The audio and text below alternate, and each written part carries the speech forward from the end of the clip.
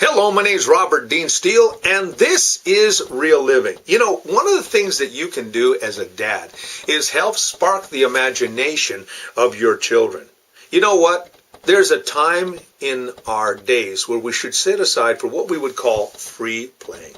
And this is really important when it comes to developing imagination.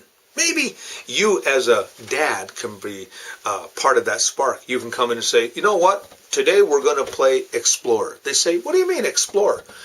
You say to them, where would you like to go right now? And what do you want to do? Well, you might be Christopher Columbus, and you get on your boat and you head off to discover the new world. Maybe as well you're one of the ninjas and you're going to go save the princess. Maybe as well you're going to say, I am David and Goliath is coming, and then you play and you put the old stone in the air and you throw it away. What you're doing is you're sparking imagination. You know, imagination is a wonderful gift that God has given to us.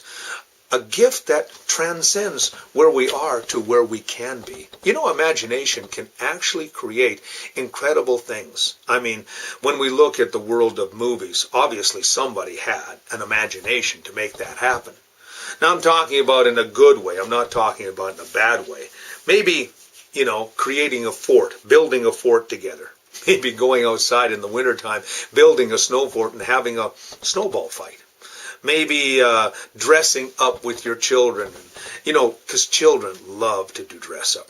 My grandsons, they love to come down, and my daughter has really done something along this line. They've gone to stores after Halloween, and what they've done is they've gotten all these different costumes. So my children have all these different superhero costumes. So I don't know if they're going to be Iron Man, if they're going to be Spider-Man, or one of the princesses. I never know what they're coming out. Not the guys, the girls, that is. And the point that I'm trying to say is you need to foster and you need to create imagination. I mean, you could, the possibilities are literally endless, and you can have as much fun as they will, because you know, the wonderful thing about children is that they help us to be children again.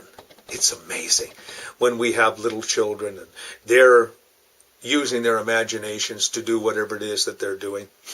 When my son was younger, he'd come out in his armor, and I'd say, who are you? He says, I am David, and I'm about to go and fight the Philistines.